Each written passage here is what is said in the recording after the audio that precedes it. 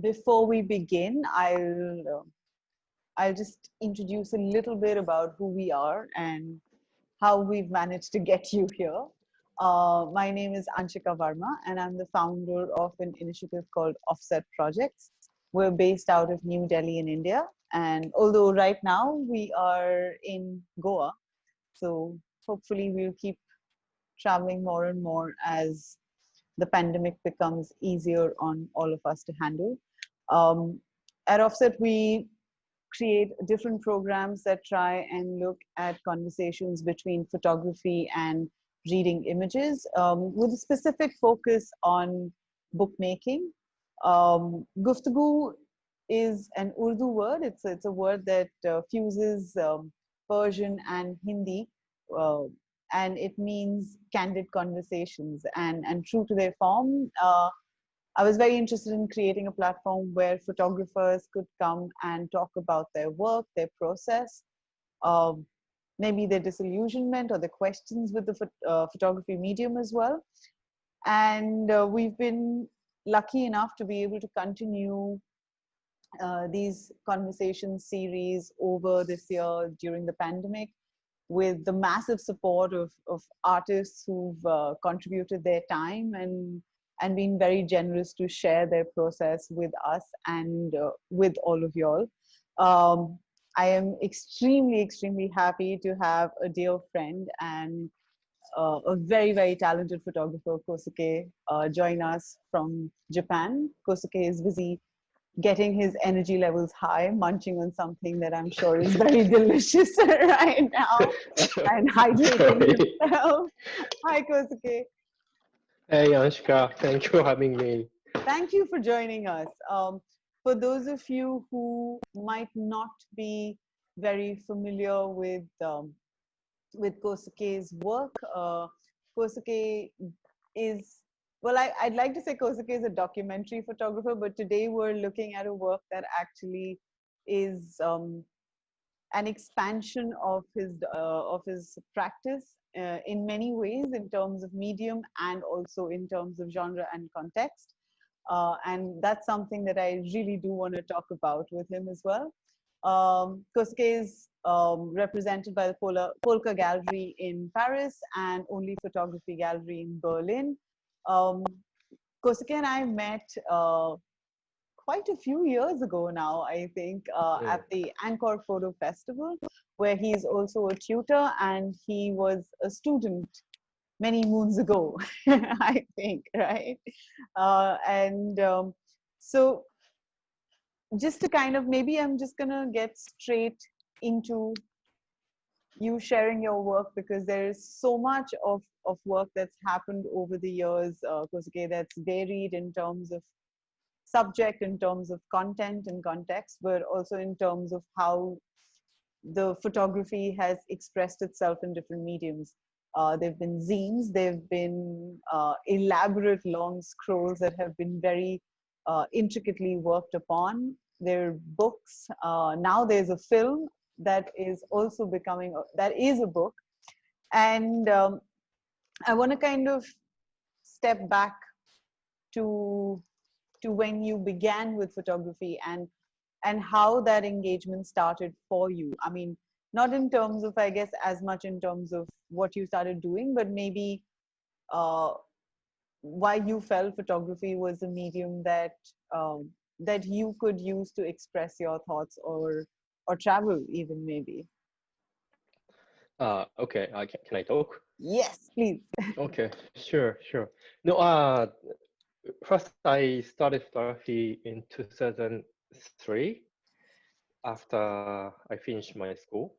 I mean, before I finished my school, I was thinking what I want to do in my life, and then I traveled to Europe, my Yugoslavia, where my friend was actually working, and then yeah, I felt like, you know, I wanted to be a reporter or something, and then somehow I didn't think about like working for a newspaper or, you know, like a media. I don't know why I didn't think about it. Normally, if you want to do reporting. You have to work for whatever TV or newspaper, those kind of organizations.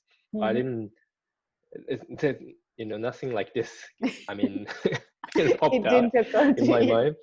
No, Right. I don't know why. I was just stupid. And then, yeah, first for me, it was anything was just fine. I wanted to go somewhere I don't know, and then do kind of some stories. So, and then somehow, I mean, the first trip I made was I went to Africa, and well, I brought a camera. I brought a small video as well.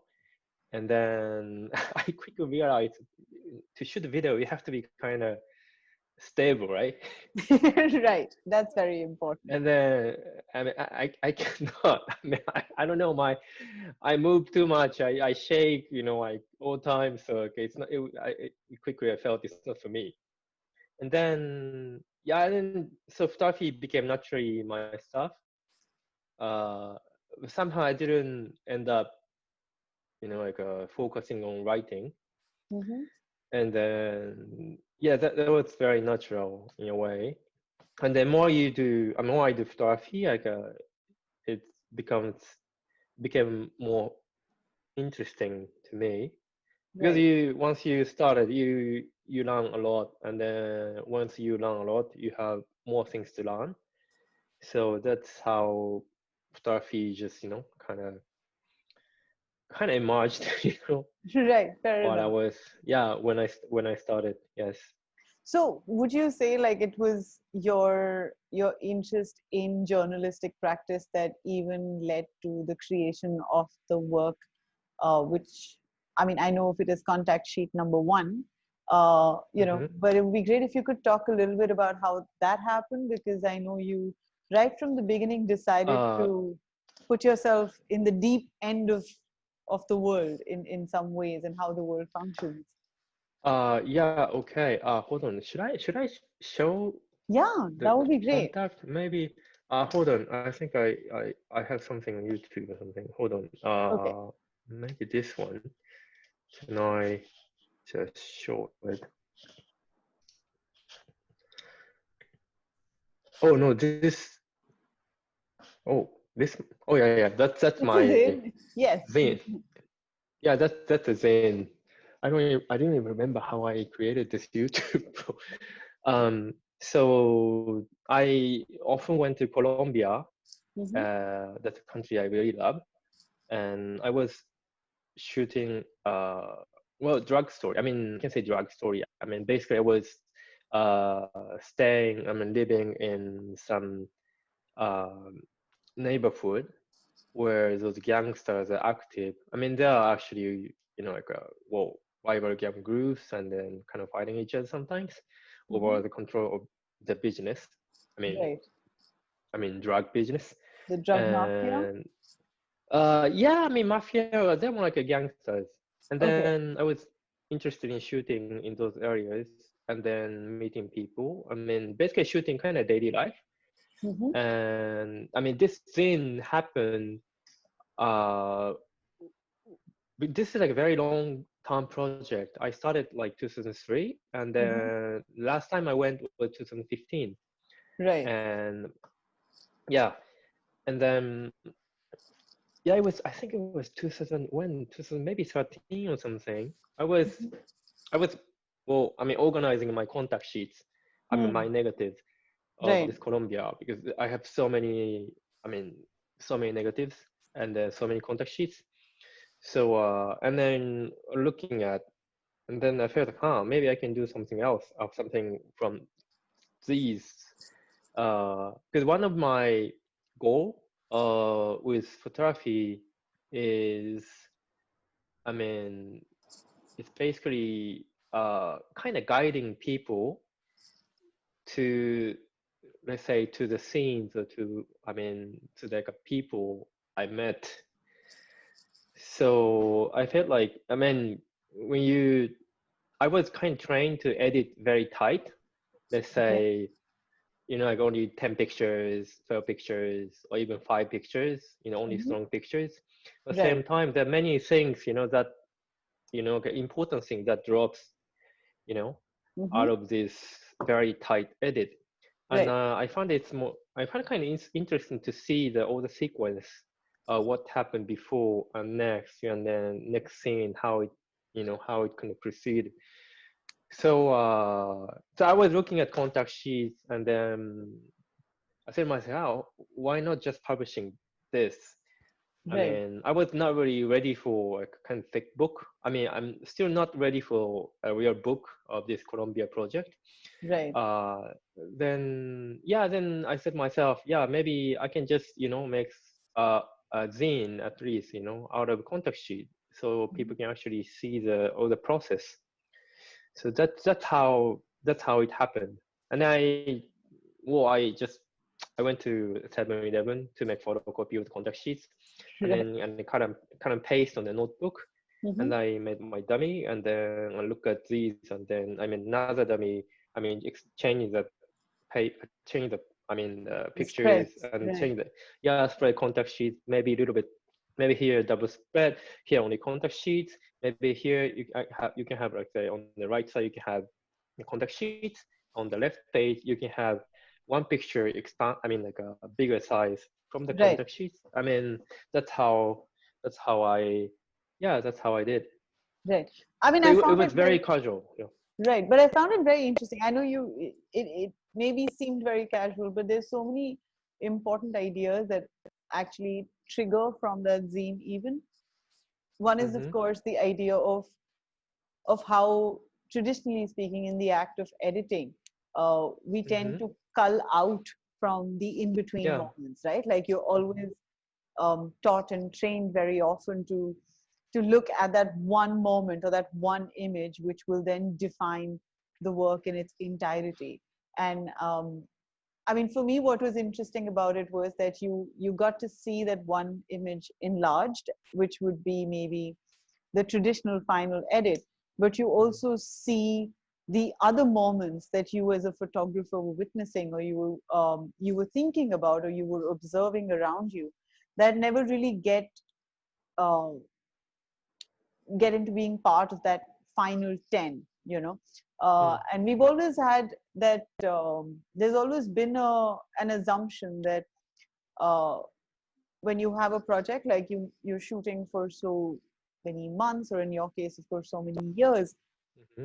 how do you define what those very important moments are? Like you said, this was a work you did from 2003 to 2015. You met many people, many lives. You Mm-hmm. spent time in Colombia. You had to escape from Colombia. So there was a lot that went into that. How do you then sit back and say that these would be the 10 moments that would define it? Uh, Yeah. I mean, even if That's a difficult thing, I think, I mean, right. of course, yeah, I mean, like, you basically, pick some pictures based on, based on the quality of picture, photography. Hmm. Photography, how it's good or not. But at the same time, you also pick some pictures which is very, very important for your stories. Right. But that's a kind of difficult thing when you show it to someone, and then, yeah, if you only pick photographically, then you might lose some stories. Hmm. But then, like, people kind of question, like, hey, why this is in your edit? This is not good, Right. And I mean, so it's very difficult. When you actually show it to someone, it's even more confusing. And so, there's no such. I think there's no such answer. At the end, you have to be the one who decide. hmm. It's almost like you're, yeah, you're, yeah, that's your answer, your choice, and then, Right. yeah, kind of manifestation, something, yeah. Yeah, absolutely. I Mm-hmm. mean, and which is why I found it interesting that you had an entire contact sheet that Mm-hmm. also spoke about the other aspects that never, might not get addressed in the zine, or maybe in your Mm-hmm. eventual book. And Mm-hmm. and you mentioned that you don't think you're still ready to make a book out of that particular work, Mm-hmm. right? Um, Yep. when is one ready to make a book? I don't know. I mean, I don't think it'll be anytime soon, actually. Really? Yeah, it's very difficult. I tried, I mean, like edit entire work of my Colombia project, and then there's actually one editor, I mean, one publisher, a Japanese one, who actually told me like already like a few times, like, hey Kosuke, you know, like, why don't you do a book about this Colombia work? And then yeah, I said, yeah, I mean, I'm not ready, so I can't. Right, right. Yeah, So, yeah, it's difficult. I mean, I did project many years, mhm, and each time, of course, I had some different, little bit different kind of stories in mhm, different places. I mean, there are right. as a whole, it's in the same project, but yeah, every time I go there, I do well similar stories, but you see a little bit different new stories, and Right. then yeah, then like I feel as a whole, I still, you know, somehow I'm not really ready to put everything together. And do you Yeah. think the zine helped you in maybe figuring out if you were ready or not? Like, you know. Um, I mean, Zing kind of helped me to, uh, well, it doesn't really help me to really, you know, to to do a new book or something. Right. But it kind of helped me to say, you know, like you're not ready. Okay. Okay. That's a Yeah, good because I exercise. did this zine, and then I found it at that time, like 7 years ago. That's, let's say, one kind of trial I Mm-hmm. wanted to do, Mm-hmm. but it's just one kind of trial, and then kind of new. I mean, more idea. I mean, other than this contact kind of thing to express about this project, it's not really coming. It's not coming to me, so which means I'm not ready. So So we've got to wait till it comes to you, and then maybe yeah, we'll see the book I come out hope, soon enough. yeah, I hope one day, yes. I will keep my fingers crossed for that. Thanks. But you know, I wanted to also kind of moving from the zine Hmm. into more experimental forms also that you have done Hmm. with the book medium. Yeah. You've played a lot with the scale of the book as well, Hmm. and you've Yeah. played with how we understand reading the book. You know, how one moves pages from left to right. That Hmm. you gave us a work that then dealt with it as almost Hmm. like a singular, I mean, page. I mean, invariably when we're designing books or we're thinking about putting works together, a lot of the editing process is dependent upon how one engages or reads, right? The medium. Hmm. So you know, if you have Yeah. a Yeah. book, that you will have these two pages that would be facing each other, and you try and create a Hmm. conversation between those two, and then, you know, moving to the next pages and kind of creating a narrative out of that. um, I'm very curious in the middle of that to understand how you and why you wanted Vanishing Existence to be both a book and a scroll, and Hmm. a humongous book, if I may say that. Yeah. Yeah. I mean, maybe I should show. Hmm. Sorry. I should just. Sorry. I only have. Oh, is it working or not? Yeah, we No. can see your desktop right now. Oh, my desktop. Hold on. It's not Yeah, desktop. So, you can show us all not of this. it. Oh yeah, I think this one. Okay, Sorry. no worries. Mm-hmm. Okay. Sorry, Perfect. it's short page, but so this is like my vanishing existence, but a very fast one I made. Mm-hmm. It's well, it's a photo book. I Yes, mean, can you see? It's a very yes. small size. I mean, actually, I have. Hold on, I think I have the. Yeah. Maybe I should show. Hold on, I stopped the. Mm-hmm. Yeah. Yes, I So can see this it. is the one. It's quite small, Mm-hmm. and I mean, the direction is, I mean, opposite from Right. the From English. English kind of European Western kind of book. Right. Yeah, yeah, And this is that's the also book. a book that you handmade, right? You did Yeah, handmade yes, versions of it as well. yes, yes. This like I did also in 2013. Mm-hmm. Hold on, let me just share again. Yeah. Um, so this was about the some leprosy colonies. I mean, former leprosy colonies in Right. China, in southern China. And Okay. then I traveled like this was 2007. I photographed, and then I published this in 2013. This Mm-hmm. was right after I made Contact book, I mean, zine.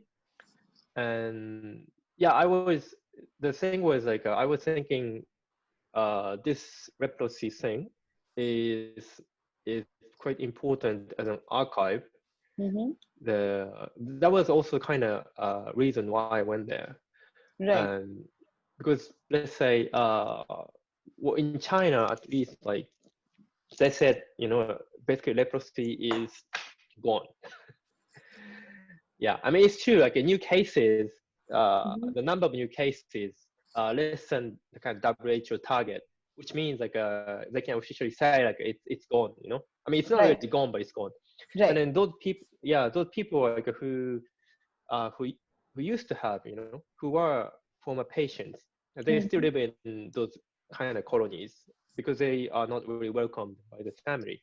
Right. I mean, they asked to not to come back to the village.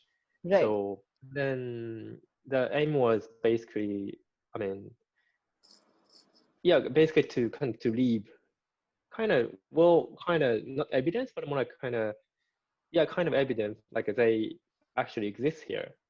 Right. That was my aim.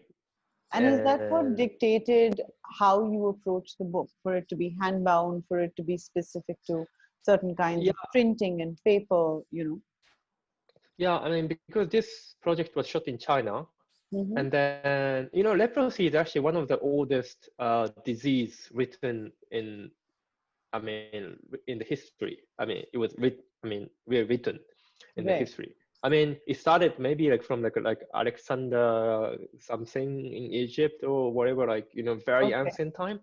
And Right. even like what's the name? Oh, what's the name? Um, Confucius, how to say? It's a Yes, Chinese. It's Confucius. like, yeah, Yeah. yeah, yeah. I mean, even in his book, it appears. I mean, there are Yeah. like 10 kind of very brilliant students of his, and then Right. one of them actually had leprosy. I mean, Right. so even it appears in that old book. And then since this is China, I mean, I felt it's legitimate to actually make a book like kind of old Chinese book. Mm-hmm. And then, yeah, because also in China, it's an old kind of disease, that's why like, I wanted to make it a book, but a very, very old form. I mean, Right. people can actually argue. People say this is Japanese binding. I mean, of course, Chinese people, this is Chinese binding. Of course, Right. I mean, There's basically always everything comes from China. Everything comes from China, I think, from the continent. So I guess I should say right. this is Chinese binding. Right. And then so I felt okay. I mean, first, like let's say the book should be like this form, and Mm-hmm. then I actually look for a Chinese paper Okay. which I can print, but a kind of old kind of style. I mean, I Which can couldn't be really really find tough, really. right? Yeah, it was very difficult to find the one which has very good quality, and then I look for actually Japanese paper, Mm-hmm. which is basically, they're very good quality. I mean, I knew a person whose father owns this paper company, Japanese paper. Trust So like you to know someone with a paper company. yeah, so it was very nice, and they were actually making a paper, kind of paper. I mean, Japanese Mm-hmm. paper for printing. Okay. So it was more accessible for me. And Right. then the way they make paper is, of course, it's a very kind of traditional way. So I felt I said to myself, maybe yeah, this is actually well, I think it's legitimate to use this paper because like this old story. It's not Japanese story, but I think in China all the time, I'm sure like kind of way they make paper is probably kind of similar. I mean, if it's more, I mean, maybe a bit more primitive way. And so I chose that paper, and then, but with this binding, you have to just hand bind. So that's what I did. Right, right. So it was actually something that was dictated. The paper itself that you then needed to hand bind it, is it? Yeah, yes, exactly. So like, I mean, you can ask this to bind this maybe someone, but not with machine. I say, I guess. Right. Maybe there are some machines that do this kind of job. I'm sure there is. Somewhere in the world there might be some. Yeah, maybe. Yeah, it's possible. But somehow, it's more convenient you do by yourself. So I did. Right. And then, yeah, we talk about. But you also did this in a much larger size, and you did a scroll version as well. Scroll one. I can also share scroll one. So this is a scroll one. Yeah. And can you take us through why you wanted it to also exist, like the special edition to be as a scroll? Yeah, I mean, this was also kind of experimental thing for me. I mean, I thought about, so now I did a kind of small book with old kind of binding, and then I was wondering I'm sure like during the time of Confucius, maybe, I don't know if paper actually exists. Maybe it existed, or maybe the book existed already. But I was just wondering, what's the older form of book? Right. Because it's a very old story, very historical story. So it can be even older form of book. And then I did some research, and then I found out like the one of the oldest form of the book is actually on wood. Yeah, basically wood. I mean, they have this like a kind of wooden stick, and it was written on the wood. And then I said to myself, it's kind of difficult to actually print on the wood. That would be a tough one. Yeah. Yeah, it would be maybe a 20 kilo for each copy. I mean, it would be amazing to have one, but it might be really difficult to read it. Yeah, and then okay, I look for like a little bit newer form of the book, and then it was scroll. And then I said to myself, okay, I want to try scroll one. And then with scroll one, I mean, it looks kind of like a film. So you open by yourself, and then once like on the right side, you scroll in, and on the left hand, you scroll kind of out. So it looks like kind of film, maybe when you were a kid, maybe you had some like, things like I mean, with kind of, how to say, like almost like glasses. Eyepiece. Yeah. And then I said like, I mean, actually travel I made in China was almost like it's like, it was like a road trip. We went to this one village, which is really hidden, and the next village, which is even more hidden. So it was really like a road trip, finding the new place one by one. And then because from outside, you see nothing. And then once you actually go inside, then you see something. So it's really hidden.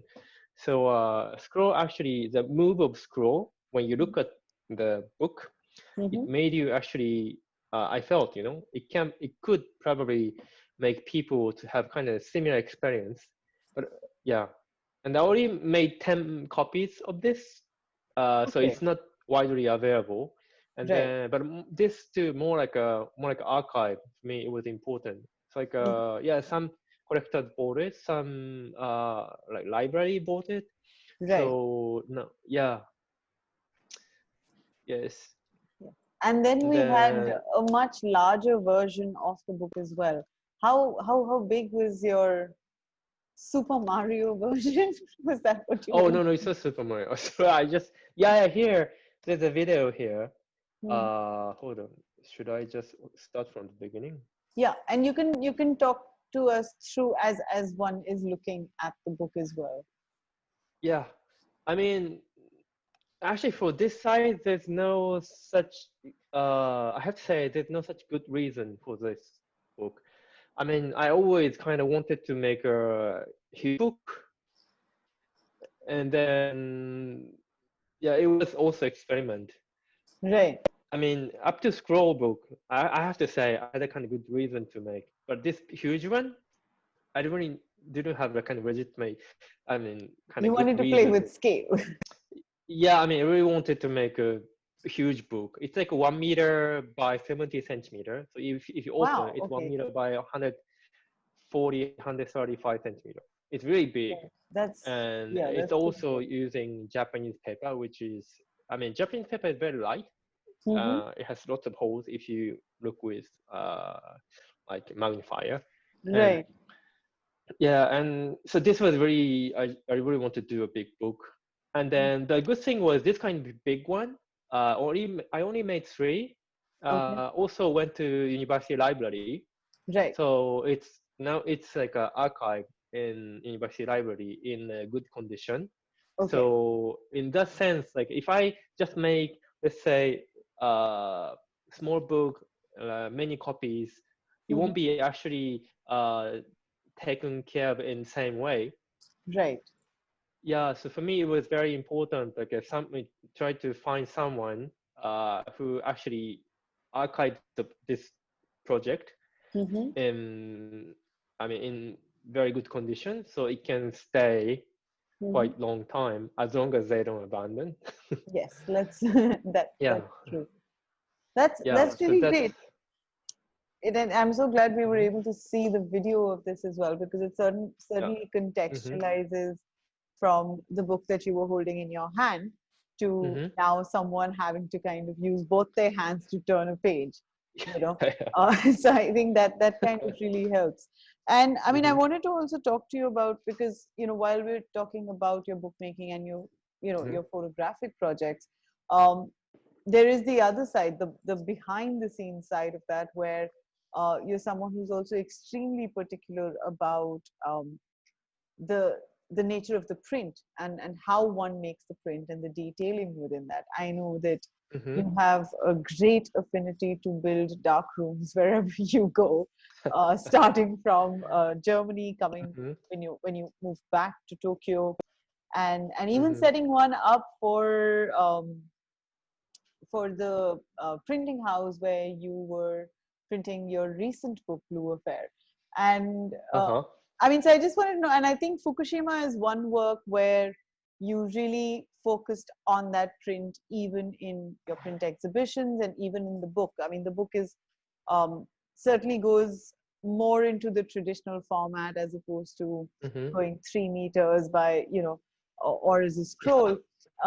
And how important is it for you to experiment with these different formats and scales based on a project? I mean, how do you decide where you'd like to kind of experiment with a different form or look at something very specific as well? Mm.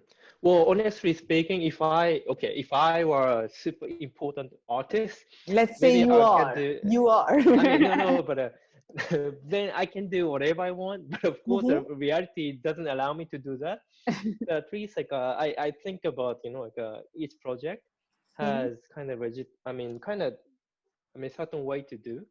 I mean, for example, let's say China book was more like for me like archive kind of meaning was very important. Mhm. Then Fukushima book was more like it's a big disaster, big event in Japan. So like I thought it was important to basically to really inform I mean, of course, even if uh even if you print a lot Yeah. photo books, Right. one title means maybe the maximum is like 2000 something, right? It's not like That's a pretty ambitious number, I would say. right now, yeah, that's kind of sad, like because if you see the concert of a band, you see maybe 1,000 people at in Yeah. one concert hall, so it's kind of sad. But I mean, so like Fukushima, we printed like 1,500 copies, Okay. and then it's almost gone. But so it was kind of for general audience and Right. distributed to the bookstores. I published with a French publisher, Hmm. and they are not specialized in photography. Okay. They also they have like art. I mean they have quite a huge number of art books, photography Right. books, but they Right. also do different. I mean, the novel. Okay. They do, yeah, they do even cooking books. It's a big company. Right. So in that sense, it was for me. It was good. I was lucky to find that publisher who wanted Hmm. to do my Fukushima book because it's basically they distribute everywhere. I Right. mean, mostly French-speaking countries. Right. So But it's that was for no, important for you, like the fact that yeah, it could for be distributed across different kinds of yeah, countries yeah, or people, or yeah, because it's a very important event Right. for general public. It's not for photo people, for example. I'm not Right. doing this only for photo people. So Right. like for me, it was good. It was important. Hmm. So for this project particular, yes, I was quite happy that I found this publisher. Right. And then yeah, you talk about exhibition. So I share some pictures. Yeah, this was the exhibition I did at the POLKA gallery in Paris. Right. I mean, it's a general kind of, I mean, photo gallery, right? Hmm. So people can come and then see the print, and I also did different place exhibition. Always Right. see Fukushima, um, or Japanese Cultural Center in Paris. I don't have photo. I Hmm. did this in Japan as well. Okay. Here is more like it's a gallery, but it's not photo gallery. I mean, it's a photo gallery, but not to sell the print actually. Okay. Okay. This space is more like like a full. I mean, it's actually one of the university in Tokyo, Hmm. and then they have this photo space, and then I had like maybe I had a quite long time, like 3 months exhibition, so which was great. So That's people really can nice. come see. Yeah, Great. I'm going yeah. to quickly rush because I want us to talk about Blue Affair a lot more as well. Yeah. But Okay. Sure. Sure. before we go into Blue Affair, I want to talk also Uh-huh. about Ibasyo, because that was Oh a yeah. project that you Okay. were Hmm. working on for a really long time as well. I mean, and Right. there was a shift from the book being created Hmm. purely out of your work, but also the need of the book was very different, because the need of the book Hmm. in many ways for you was for the people who you were photographing. um, Right. Right. and you in fact ended up creating certain copies of books could be that could belong to them, and they would be unique to them Hmm. in many ways. So if you can just talk to us about how you did that project, and then we can go straight into Blue Affair, that would be nice. Uh. Okay. Sure. How should I do it? Maybe I Yeah. should maybe show my slide. Sure, sure. That would be great. Eh, Yeah. I mean, so basically, my Ibasho project is these 6 girls. I mean, actually, in the book, it's only 5 girls, but they are suffering from self-injury. I mean, basically because of depressions or I mean, those kind of thing. And then, so basically, I mean, those girls I photographed, Mhm. they were doing, I mean, I mean, kind of abusing themselves because they didn't really have self-esteem. They couldn't develop self-esteem because they were, I Mhm. mean, they grew up in very violent family. I mean, some girls they were raped, so it took Right. them it took their kind of pride in self-esteem, and oh, it's Japanese, sorry. And then with books, uh, with the help of many people, I kind of want to say, like those girls, like you're important. It's Right. very Right. simple. Right. So I made 6 copies Mhm. by myself, and Mhm. then it's a traveling book project. Mhm. And actually, half of the book, you see the gray part, like Yeah. that that's empty. Hmm. So the book is looks like this. And Right. I ask people to actually write down whatever they think. Maybe it could be a message to the girls. It could be just what they think about. And Mhm. then, oh, sorry, I mean this website. That's okay. Don't worry about that. Yeah, yeah, yeah. So I asked people to borrow it and to write down or do whatever they want to do. And then Mhm. also ask them to take a selfie with the book so that Mhm. I can actually send these pictures to the girls. in the Right. book, in the pictures, so they can know what's going on. Right. So, and then, oh, sorry, it's not the English, it's the That's a, Japanese version. don't It's worry. basically, it took me like 3.5 years to finish this traveling book project. And then it uh, it's more than 300 people actually participated. That's It's amazing. really everywhere. It actually went everywhere, like, you know, Asia, Europe, America, Latin America, I mean, Africa, of course, and Australia, I mean, everywhere. And then, oh fuck, it's in Japanese. Okay, so interesting Just thing talk was, to me about it. Forget the slide. interesting for me was, like, you know, like, because book is tangible, right? You can touch. Right. I could just do like ask people, can you just send me the message by email? That's possible, right? Right. But because it's tangible, you know, people, I mean, this creativity becomes much more than I expected. I mean, I was Right. thinking maybe people are going to write down something, but then they started drawing, they started taking pictures. I mean, even some kids, how to say it, they sewing. It was Right. very interesting, as it became very original. Right. And yeah, so it was, hold on. Yeah, okay. So I mean, it was very nice, very touching. And then so I brought a book to the girls. I mean, actually, out of 6 books, 2 books were missing, so I couldn't deliver the book. Yeah. Right. And then, yeah, postage. Yeah. Yeah. And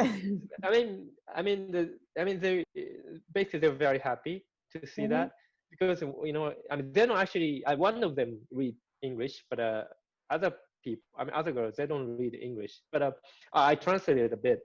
But what's important thing was, because the book was physically handed over, you know, to the people and the people, so you can actually see it's actually not new, right?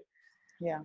It's been And lived so in. you can actually, yeah, you can really feel it, you know. I mean, God thanks, you know, like it's before Corona Yes. pandemic. Now It you would have to have been spray a everything. Oh my complete God. confusion right now. Yeah. But so anyway, so it really, this tangibility was very important, because the girls, when they received the book, they really feel like this was made, and people actually, I mean, spend their time, energy to give them some, I mean, to kind of, you know, tell them something, what they feel, what they think, you know, after they look at pictures. Yeah. And then also the fact they actually wrote something means they had to look at the picture, right? Look at the book. Right. Right. Otherwise, they can't write anything. Which means, like, they look at the book, look at pictures, mean like they actually recognize the girls are there, right? Yeah. So in that sense, you know, I felt like it's kind of also kind of big message to them, like saying, yeah, I know you, you know, I know you exist. Yeah. I mean, It's a really yeah. So powerful like, yeah. moment to acknowledge, I think, for us, you know, in Yeah, that sense. yeah. I mean, I was really happy. I mean, I was going to do this presentation in Anko, and then I don't know why, but Well, I think we have someone. guests here in the attendees, Yeah, I and mean, so, someone told me, you know, okay, guys. I mean, yeah, do you ever want to do this? I mean, a presentation of your work, and I felt like, oh, if you don't have time, you know, like I don't have to do it. You know? I didn't do Right. it. I don't know. They canceled anyways. So I didn't have time, a chance to do it, this Right. presentation. Yeah, but it was very, very touching. And the book is, of course, you know, like it's not for anyone. You know, it's not even for me. It's not for my collectors. It's only for them. Yeah. So I don't. So I don't even. I cannot even look at the book now, you know, because they have it. That's kind of it's a very difficult thing to give something that you've created away. But I mean, just the fact that you were able to do it also goes to show in many ways, you know, like how we're always told, I think, in photography, and we do, there are moments when we have to acknowledge that once you make a work, it no longer belongs to you, you know, in that sense. It ends up belonging to the people who find their associations with it, who find their own relationship with that work. And I think you kind of pushed that boundary in a particular way by saying, actually, the book doesn't even belong to you anymore, because it's in the hands of those for whom it was made. It's Yeah. quite a powerful act, I have to say. Mm-hmm. And then you went from something that was, I mean, up until Ibasyo, your approach to photography had been, I mean, it was personal, but it still followed the visual aesthetics of a Mm-hmm. documentary format. Um, Yes. till I saw the trailer um, of Blue Affair, and I was like, what happened here, Kosuke? I mean, it was beautiful, and it was so evocative, and it was completely different from imagery that I knew from you. And um, I mean, I wanted to ask you, how did that shift happen? Yeah, I mean, so first it happened. I mean, I started shooting 2017, Mhm. this project, but I didn't actually shoot anything for myself like between 2015 to 2017 for 2 years. I was doing assignment. I Right, mean, of course, I have to survive. I was selling right, my work, prints, but I didn't shoot anything for 2 years because I actually did. I mean, basically, I couldn't shoot anything because in 2015, the very last time I went to Colombia, I went to this new town and I was shooting well similar story for same project. right, And then even if I was in different town, uh, things were quite similar. I mean, things happening were quite similar. And right. then where I was hanging out with the youngsters again, and then I mean, I kind of imagine like or maybe this happened, next this happened, and then they smoke again. I mean, they smoke like a pot, and then they show me this is so much smoke, and at night maybe this happened like a gunfire, sound of gunfire. We go out on the street, and then I mean this kind of thing. The things I already experienced, and then exactly what imagined happened. Right. And then even like when I was taking pictures, I mean, I was not very free, like photography for me, interesting thing about photography is, uh, for me, like a kind of is this accident, you take pictures, with kind of fresh mind, and you're not really imagining the scenes you want to photograph, if it's, I don't know if it's true or I mean if it's true or not, but I just felt if it's documentary, Mhm. I mean, is it legitimate to have, let's say, a kind of story you want to shoot because you focus on one thing? I mean, that's of course, if you normally do, I mean, talking about documentary, you have a story you want to tell, so you follow Right, the story, right? right. And you document. At the same time, I felt like what's pure document? I mean, pure documentary, like Mhm. I mean, in Colombia, I had this, I kind of imagine, and the same things happen as I imagined. And then even the frame, I kind of could see like what I was trying to photograph. It was very difficult for me. So, and then I stopped shooting and then I left because I couldn't really shoot anymore. And yeah, and then after 2 years, I was on assignment in I mean, this island, and then there's a very political tension. I mean, very high political tension, and Right. then there's one place where all the news people goes, and then Mhm. everyday protest. I went there. I mean, for a job, and then basically you're like with not other like a 40, 50 journalists all together, Right, and then for a job I was taking pictures, and after a few days, like I felt like what I'm doing, you know. right, right. You and then that place every day same thing. Okay, people can protest, and then police come, they kind of remove those people, and then that's it. And then basically every day It's the same. same thing. Yeah. And then I also felt what I'm doing, I Mhm. mean, I felt so kind of useless. I mean, it's an important uh political story, but at the same time, photographically, I was kind of, yeah, I felt like this is not what I want to do. And then on my way back, I just stopped by this town. I mean, just by chance, and then I just met few people, and it was very interesting. And then, yeah, at that time I just left after one day, and then like after, I mean, after 6 months or something, Hmm. I kind of felt like, it was kind of interesting encounter, with people there. Right. And so I simply went back. I I called one of them I met, and then I asked him, can I just come and then just take picture of you? They said, yeah, yeah, why not? Just come. So I went, and I just started taking pictures, and then I also wanted to kind of do just just taking pictures without thinking anything. Without any And agendas or without any. yeah, and then so it was also kind of my, well, kind of my, not my answer, but you know what happened if I just take pictures. Yeah. Yeah. And then I went there, I started making pictures, and then it was very interesting. I mean, I met people in, I mean, I met quite a few people. It's all by chance. Sometimes people come come to me, like they, oh, Kosuke, I want to introduce you my friend. I met with people like this, or sometimes at the bar, sometimes on the street, and I was simply taking pictures.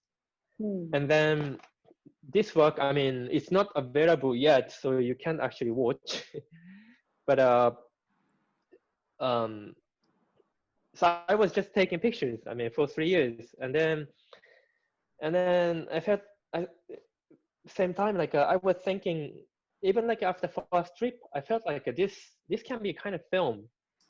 'Cause it looks like kind of movie for me. Like I mean, kind of not a road trip, but in only one town. But you just meeting people, encounter with new different kind of thing. Mhm. And then when I actually uh after 2.5 years, when I was sitting there, I'm sitting and thinking about film, and I actually couldn't come up with any good idea because I was just taking pictures. There's Right. no storyline, there's nothing. I was just taking pictures. Well, I Right. can You were say just it's, I was, responding to the place at that point of time. yeah, yeah, documenting for no reasons. Because it was so much fun, and I really love people there. I love the town, and it was, for me, it was amazing time. Every time I go there, I was so happy.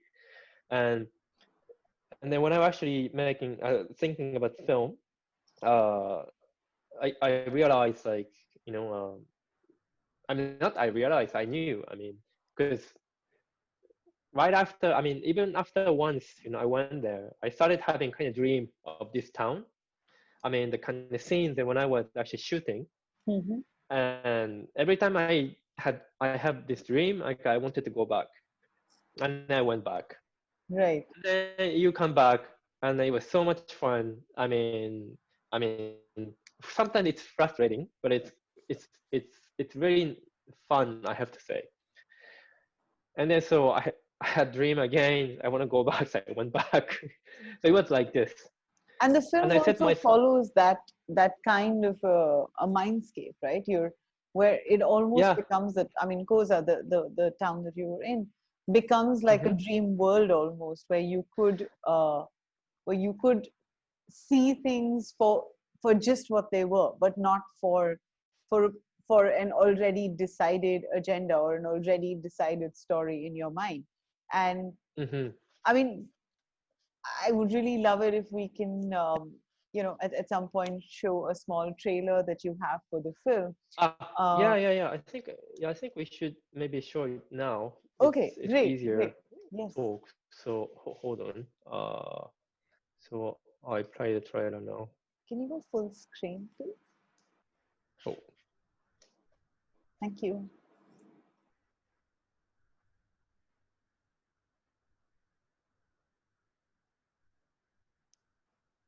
Kosuke, I can't hear the audio. I think the audio is off on that. oh, really? Oh, it's not on. Yes.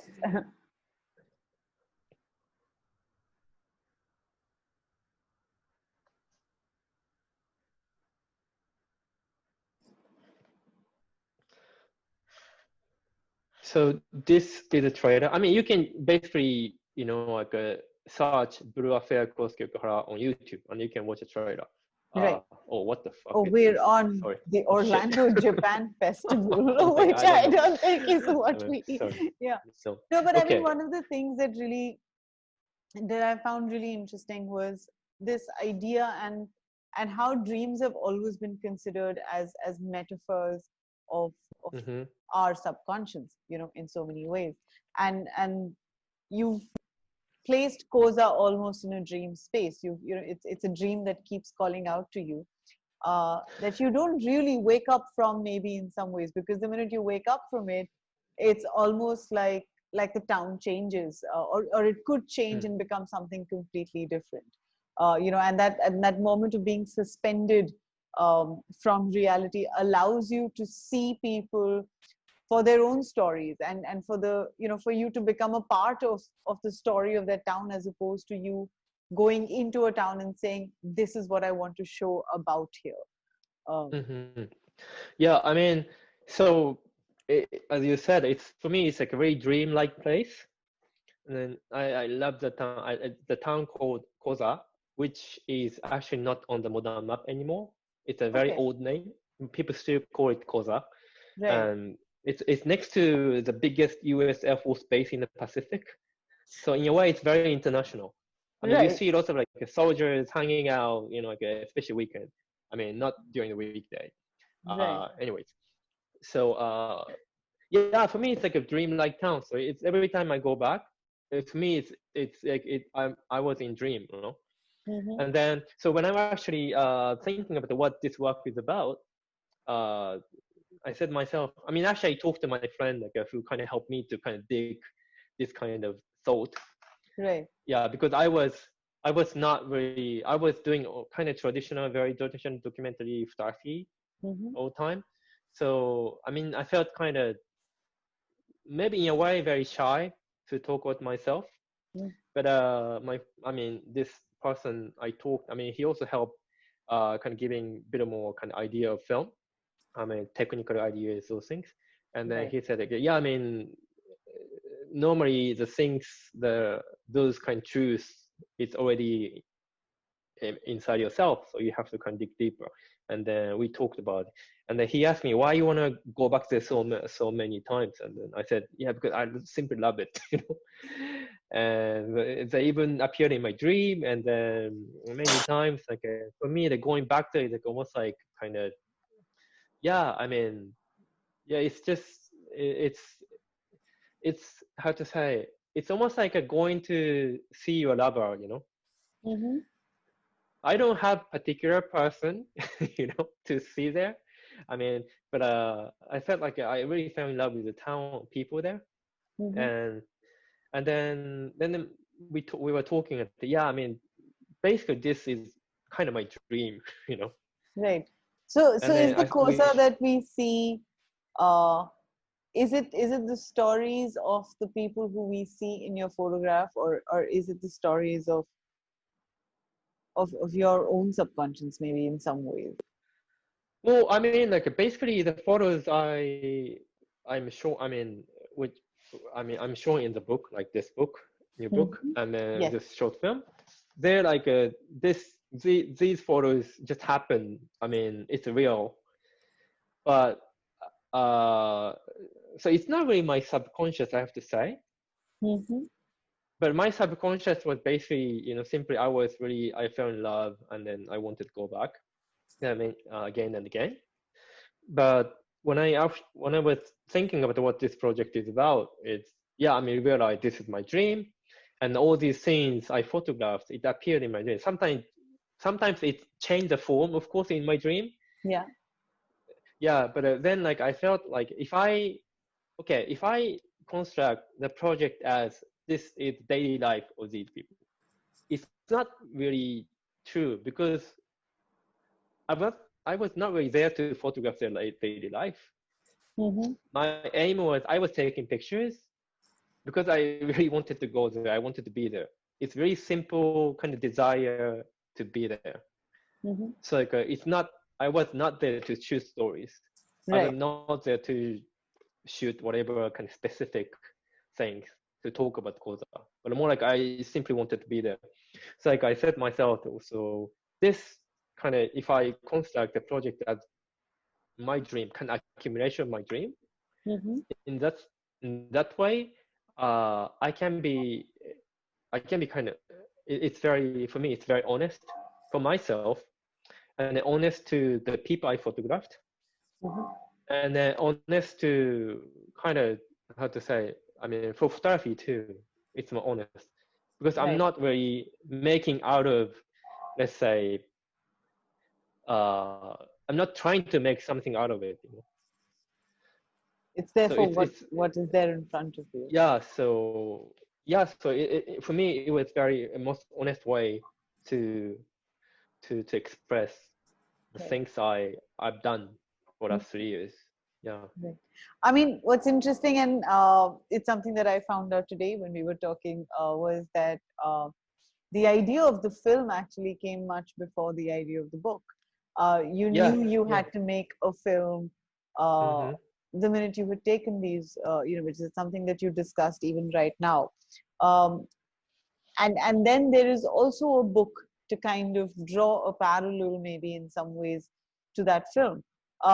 So and I mean, it's a question I'd asked you earlier as well, but I'm curious to know that in the process of making this book, um, does that impact how a film then becomes edited, or in the ideation of how a film would be, does that impact how the work would form as a book as well?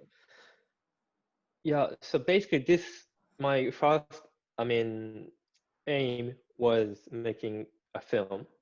I mean, it's a short film, experimental film, only with still images. So there's no moving images. Right. So the film came first, and then I'm still editing. I mean, not editing, but I'm adjusting some small parts. So it's not Okay. done yet. And then book came. Mm-hmm.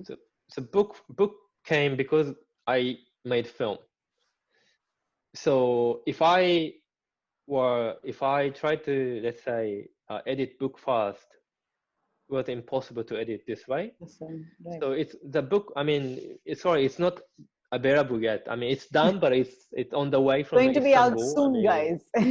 yeah, and mid-December. I mean, it's shipped by sea for sea, so Right. like it takes time. Yes. So when you actually look at the book, I mean, this photo book, it looks like it's kind of novel. I mean, Mm-hmm. there are some text, and then pictures and a little bit text, very short text. So Mm-hmm. you feel like you kind of read a novel.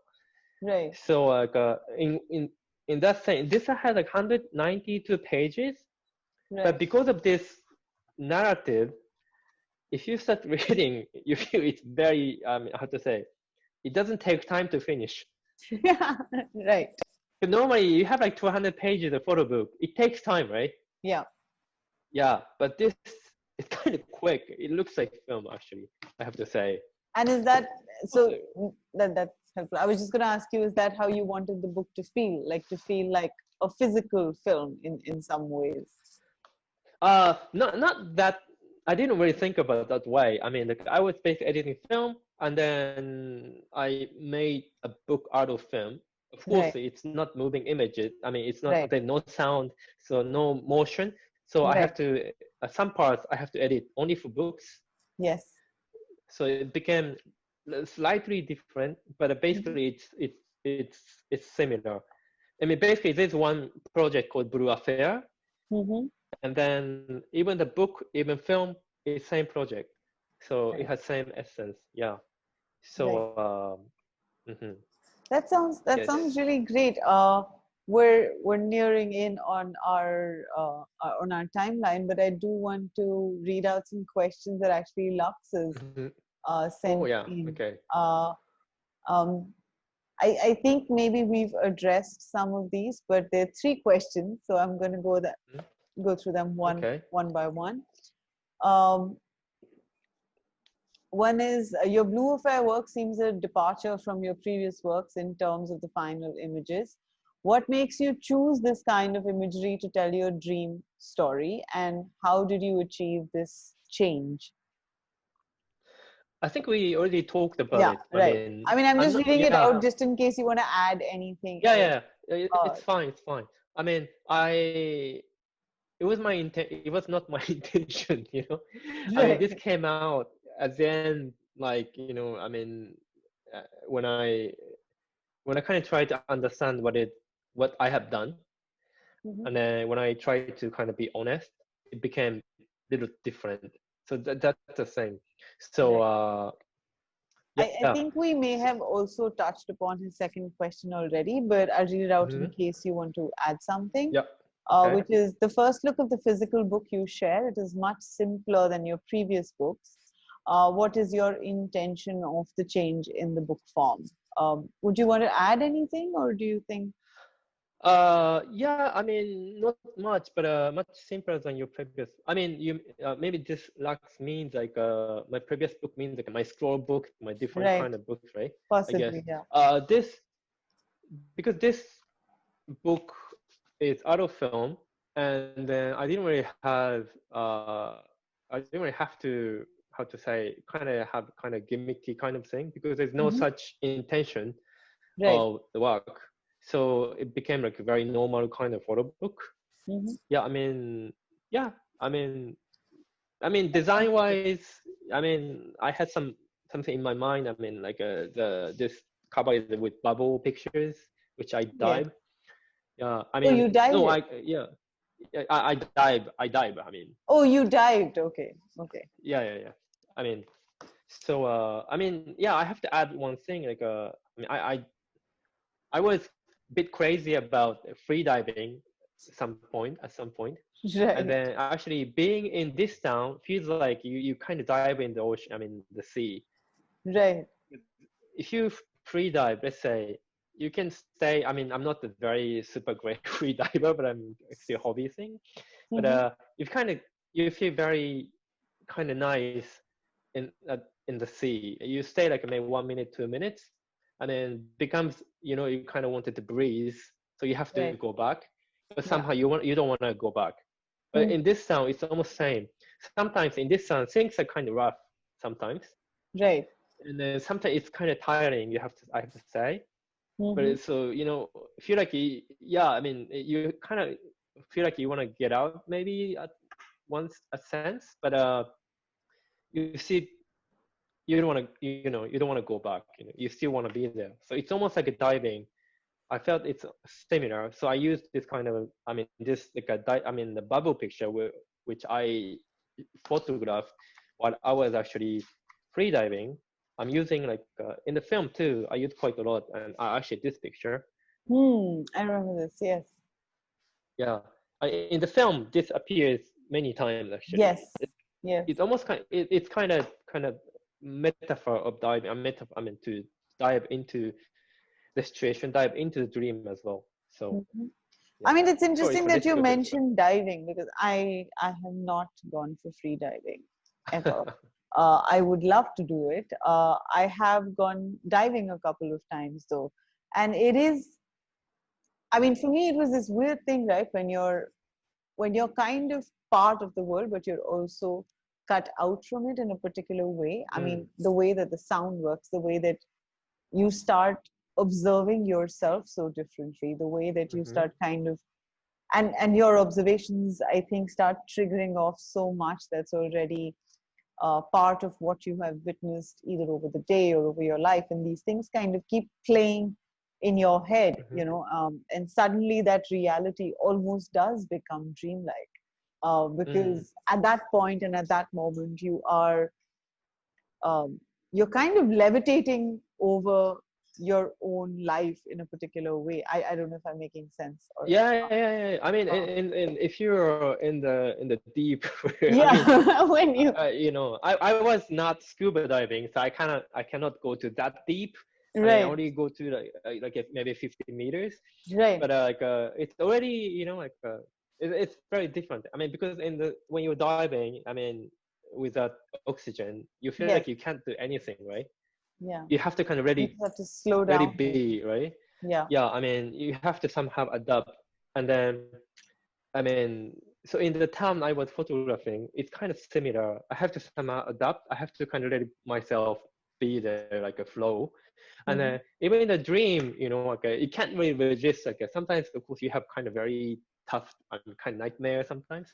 Yeah. Like in dreams too, I mean, in dream, I feel like, you know, I mean, let's say maybe 60%, 70% time, you know, Mm-hmm. you are in dream, I guess. Yeah. Maybe it depends on people, I guess. I mean, but Right. yeah, I mean, you can't, you know, you can't do anything, right? Right. You just have to Yeah. kind of So yeah, in breathe that kind of through it. sensation, yeah. So like this kind of diving, also being in that particular town, and actually when you're in, when I was, I when I'm in dream, it's kind of similar kind of sensation I have. Right. Right. Hmm. I'm quite curious to know what your other dreams are like right now. I have to admit.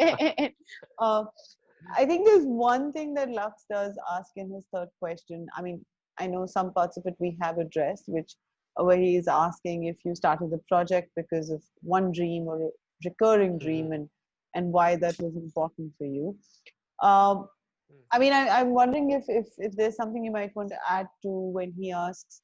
There are many issues happening around the world, and by deciding to tell a story of your dream exploration instead, how does this dream become important to your audience and the world at large? Hmm. Yeah, I mean, I don't actually know if I mean, it's not. This is probably not important to other people, any other people. This Right. is my stuff. I mean, this is really my own experience and my own dream and then my own kind of desire to be there. It's like I mean, there's nothing. I mean, no importance of this world. I mean, with The world will make this of is it what it needs to. this is not important for maybe for Laxa who gave me this question. It's not important for your Right. life, that's for sure. So it's very personal thing. It's basically only for myself. But actually, that's important. I mean, interesting thing about photography is if you photograph, you capture something, right? Yeah. In any way, Mhm. even if it's a bad picture, good picture, what Yeah. any kind of picture is, you capture something. So there is the, I think this is the kind of power of photography, which if you take pictures, you capture something. You can't avoid not, you know, you Yeah. cannot like, you cannot like not capturing anything when you photograph, right? Yes, that's true. When you photograph, you capture something, you photograph something. And it's normal thing. It's nothing, I mean, questionable. I Right. mean, but then in that sense, like when I was taking pictures in that town, I photographed something which I was not aiming to photograph, but at the end it just came up. I mean, in front of my camera. Like Mhm. I met this person, for example, like I have this picture of like a woman have uh tattoo on her Yeah, back. of the If two I have women. uh like I mean like this woman. Mhm. I mean she's a friend of my drinking friend who live in a same building, and then we met through this friend, and then now we are friends. And Yeah. then she had, she had such a tough life actually. I didn't know, you know. Right. And then she had this tattoo. And her tattoo also has kind of stories why she wanted to have it. And then at that time, right now it's gone, but like I mean, until like last year, she was living with kind of ex Yakuza, retired Yakuza guy. So like Okay. for us, it's very difficult to meet I mean, freely. Hmm. And then now now he's gone, so I can meet her. I can see her freely, of course. Okay. Now you um, can be but friends with her more. yeah, and then some other pictures like I mean I had a kind of this is inside the tomb. Hmm. This is like always like a pot, like I mean storing the bones. Oh, it's a tomb inside. Normally you cannot go inside someone's graveyard. Right. And but actually my friend was actually moving.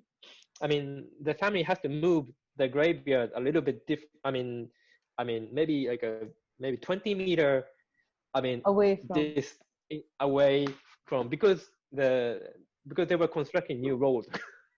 Oh, wow. Okay. And then, That and I then did he not. invited me. Hey, we have to move the graveyard. Do you want to come to see inside? And then I said, yeah, yeah, why not? And then they said, yeah, yeah, Right. it's interesting. It's very so.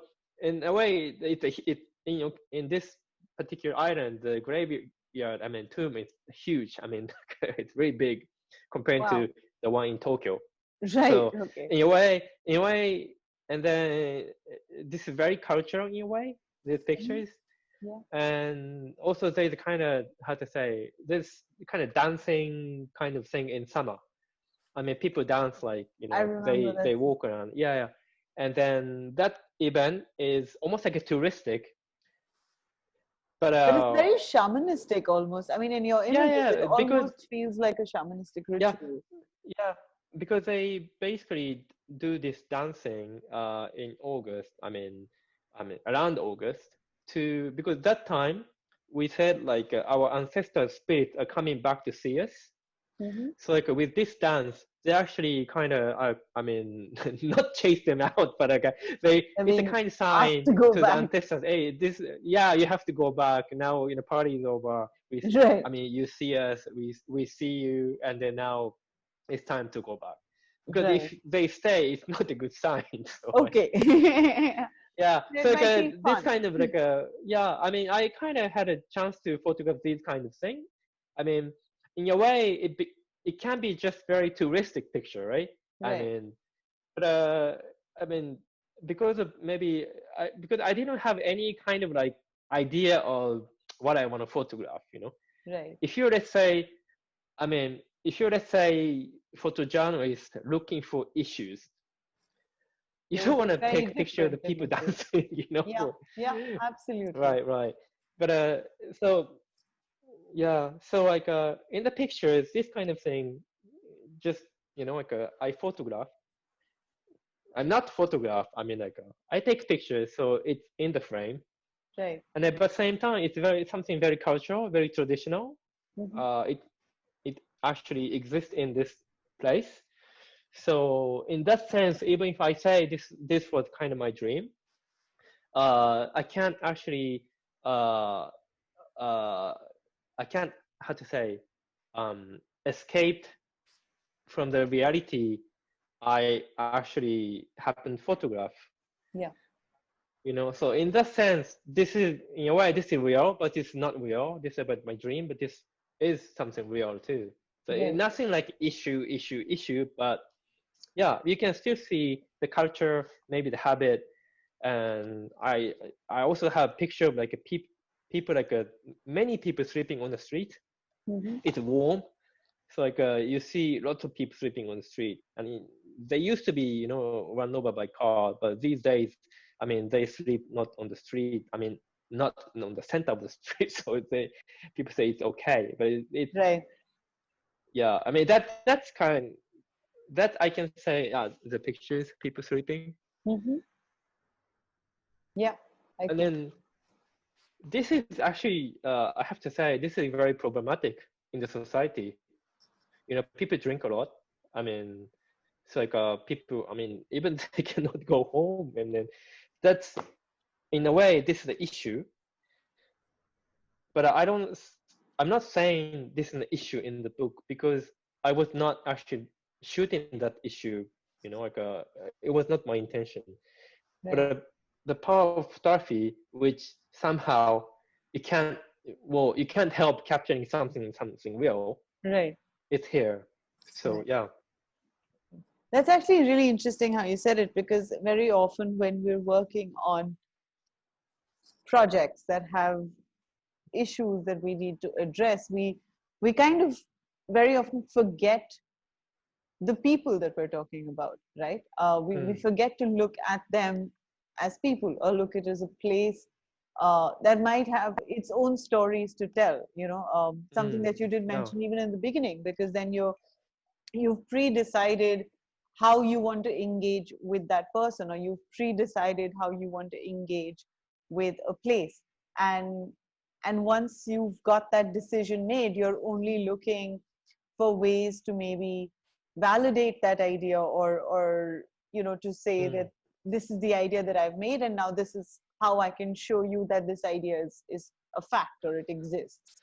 Whereas maybe you're kind of flipping the coin on that and saying, this is a town, and it seems like a dream world to me, and it keeps calling out to me, and these are the people who live in that town, and people can choose to then look at what you're showing them for the many different maybe layers that exist in any social structure, any city, or any settlement, maybe, in that sense. And I mean it's, for me, like this kind of like a doubt I had on documentary photography was, in fact, let's say I applied some grant, and then you have to write down proposal, right, to convince people. And then I was doing that a lot. I mean, that was kind of my way of working. I mean, I start working, and then I think about what it is, and then write proposals, this. And then it made me kind of work in a way. I say documentary, but I'm like becoming like more like editorial. Then this Colombia thing happened, Right. Then like I got very confused. Man, I remember when I actually watched a film about James Nachtwey, he was saying like he also pre-visualized before he goes. Right. And then like how, like I think it's important, because if you, let's say, if you're working for TV, documentary. Yeah. They have script. I mean, not exact script, but they actually have script. Yeah. Is it really documentary or not? I mean, of course, you have to follow a particular story, so you have to focus on one story. Otherwise, the story becomes like everywhere. Whatever, right?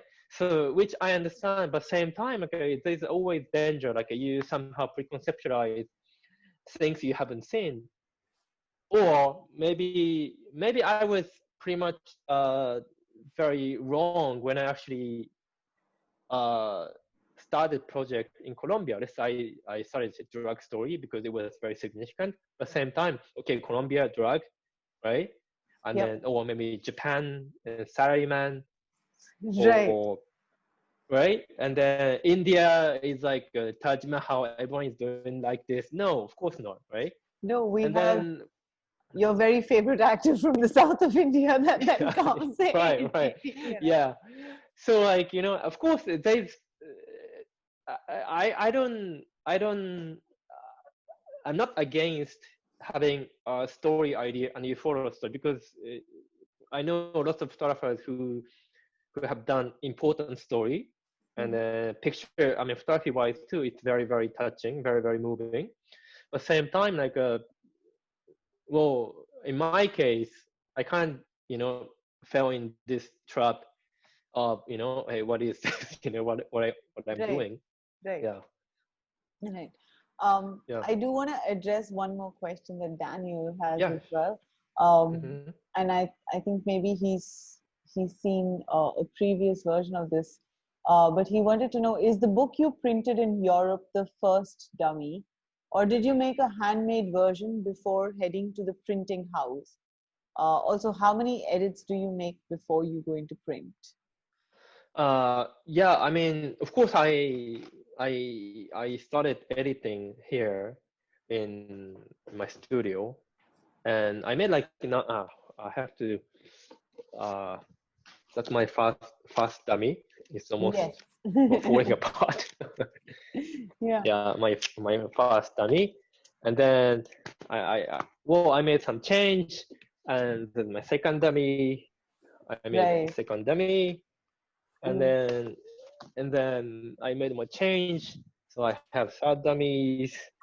And you have like many versions of this, right? Yeah, so basically I have, Oh, there another you like go, maybe Daniel. six dummies. Yeah, I mean, these are just dummy, you know. So like, it's Mhm. nothing like going to be like to show to someone. But every time I mean, I'm not, I'm a kind of, I'm very, I have to say, very slow learner. So like, I need to actually see how it looks like and how it feels like. I have to have kind of something physical. So I make dummies, and of course, if you're, I mean, if you're brilliant, if you're used to, maybe Right, some editors are very used to, so they can just, you know, I mean, put the picture, insert picture here, and then they can see. right. Yeah, yeah, and then they can understand. But me, my case, I really need to see the exact outcome to actually understand what it is, what it feels like. Because even just, let's say, tiny movement of, if you just insert, let's say, one sheet here, and then, but it's of course physically it's really different, right? The Hmm. movement you actually, Yeah. I mean, I really wanted to know how it looks like, how it feels like with uh exact like form of this, Right, like let's say book this time. right. Okay, so yeah, I made like 9 dummies, and then ninth dummy I felt like, okay, now I'm okay with it, and I And went to print.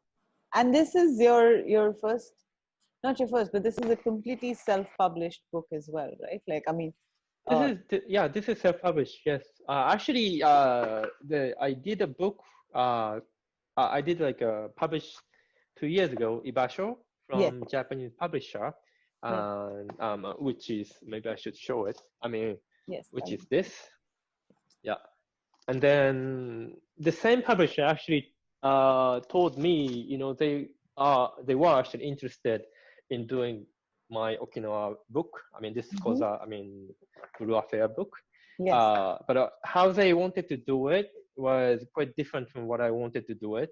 Hmm. But this time, I really wanted to do realize this idea of my, because this like almost like my how to say, um my um well, I it's too strong to say kind of manifesto. I mean, like, you know, but because of these questions that I had in Colombia, question on documentary, the Hmm. word documentary, and all these things. I mean, the book, I mean, the, let's say, edit or project became this kind of form because of all these things, right? Right.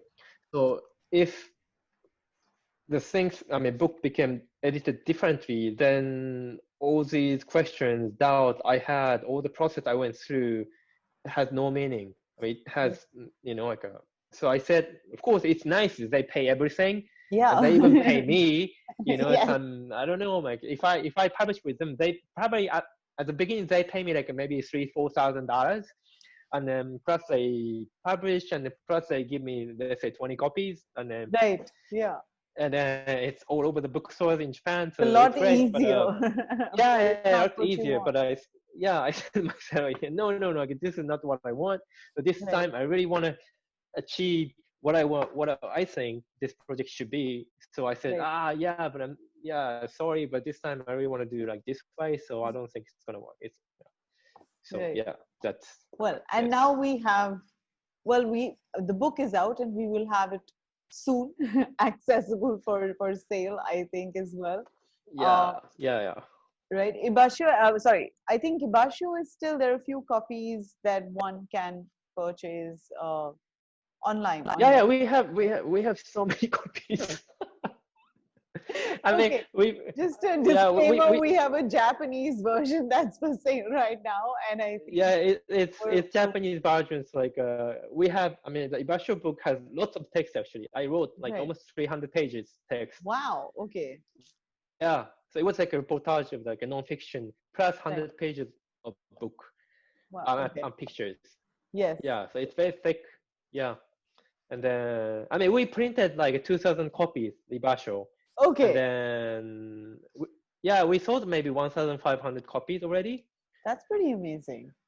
Yeah, so it's good in a way, but like I mean, no, because I mean it's a normal publisher, so they don't Right. do like only 500 copies. Yeah, they and need a sold large out print quickly. run. But Yeah, what yeah, about yeah. Blue Affair? What kind of a print run do you have for this? It's 800 copies. Okay. Yeah, it's 800 copies plus 8 special edition. Right. Okay. Yeah. Okay. That's, Yeah. So basically 800. I yeah. still And have the a lot. special edition boxes are still being made by Kosuke in his studio. Yeah, yeah. The backyard Yes, where we're sitting with yeah, him.